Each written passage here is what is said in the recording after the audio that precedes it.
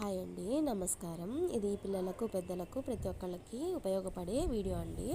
ఇప్పుడు తెలుగులో మనం సాధారణంగా ఇళ్ళల్లో సరుకుల లిస్టు రాయడానికి తెలుగులోనే సాధారణంగా రాస్తుంటారు జనరల్గా అందరూ కూడాను.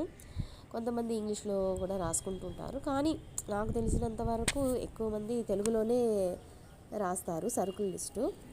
కాబట్టి తెలుగులో సరుకుల లిస్టు కూడా కొంతమంది తప్పులు కూడా రాస్తున్నారు, పెద్దవాళ్ళు కానివ్వండి చిన్నవాళ్ళు కానివ్వండి.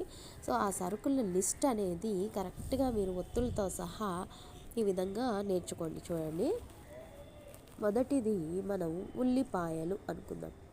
ఉ రాశారు కదా, లికి లావత్తు, ఉల్లి పాకు దీర్ఘం ఇస్తే పా, యా లు లాకు కొమ్మిస్తే లు, ఉల్లిపాయలు. చూసారా, అది. రెండవది శనగపప్పు రాద్దామండి. శా అంటే శనివారంలో శా అనేది రాయాలండి. శనగ, ఇక్కడ అన్నీ మనకి హల్లులే వచ్చాయి కదా, ఇక్కడ ఏం ఒత్తులు లేవు, ఇది కూడా ఒత్తు లేదు.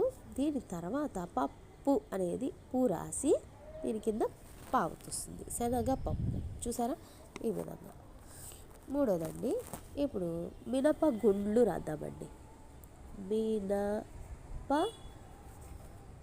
గుండ్లు, సున్నా పెడితే గుండ్లు. చూసారా, మినప గుండ్లు, ఈ విధంగా. ఇప్పుడు తెల్లగడ్డ, చూడండి, తెల్లగడ్డ. మనం ఉచ్చరించాలండి, ముందు మనం పలకాలి.